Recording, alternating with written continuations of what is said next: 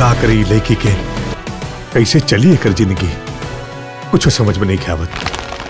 हम तहर मोबाइल पे एगो लड़का के फोटो भेजता नहीं, देख लिया, बहुत बहुत सुंदर लड़का बा। वैसे छपरा में कहाँ घर परेला था? रसूलपुर चट्टी ढाना डी। अच्छा, वो खेसरिया का गांव में, जिनके आगे बकरियां भी गाना गाती हैं।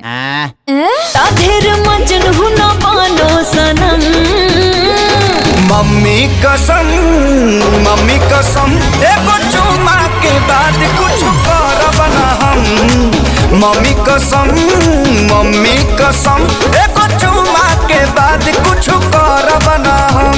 मैं जो भी बातें करूंगा घुमा फिरा के नहीं करूंगा। सीधी करोगे और सटीक करोगे। पापा जी, दामाद जी, पापा जी, दामाद जी। दामाद पर और सुपर से भी ऊपर बा। हीरा बा हीरा। वाह बेटा वाह, बापे जन्म कबो न सोचले होकबो कि हाथना गुदगर गदा पर सुहाग रात मनाइबो वो लंदन में। तके तनहने मता फेरनी तोहराया से हो। शादी ब्याह के बाद ये सब जनरल काम है, सुहाग रात तो करे के चाहिए, फायदा रहे। उपासे रही का गिलो भके लगन में हमर चलता घरवा से हो।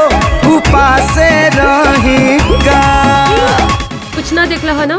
और सब तो ठीक ठाक बा, लेकिन जौन हो तिल बन बहुत सही जगह पर बा। का भइल? पापा जी कुछ गैस पैसा के जरूरत बा हमके। कितना पैसा चाहे? जी कितना बावे? 100 पाउंड बा। चाहे देता नहीं लगे। उसको झूठ बोलने के अलावा, पैसा लूटने के अलावा कुछ भी नहीं आता। कसम खा ले बाड़ा का कि ना सुधरबा। माने तोहरा ऐसा कहे लगता। हेलो, ई क्या? जी जी, ये हमार नौकर। पापा जी बहुत ज्यादा होता। हम यहाँ संतोष करे नहीं की आई, माल कमाई आयल बनी। बाबू, हाँ तारा का लागता कि आग सिर्फ तू ही जला रहल बाड़ा का? मैडम, कहीं तो के हमसे प्यार वार तरीके न हो गए। मस्ती में होके मन खो जाता वे हर क्षण। केहू होई तैसन जेके बनैती सजन। बात दिल बाकी ओकरे से कहती कि तोहरा ओढ़नी पबूल देती धावा। बुझबैया के जे धावा रहती। टॉयलेट की बदबू कहाँ से आ रही है? बंद कर जो।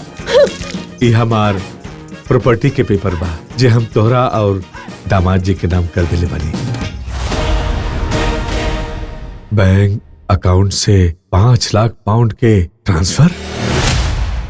और बैंक ट्रांसफर भी उहे करे ले बा पापा। बहुत तकलीफ के ले बड़ू तू हमरा के, हमरा सारा अरमान पर पानी फिर दे। चलते समझना पैसा के अलावा कुछ न दिखेला तारा। कब भुलाए।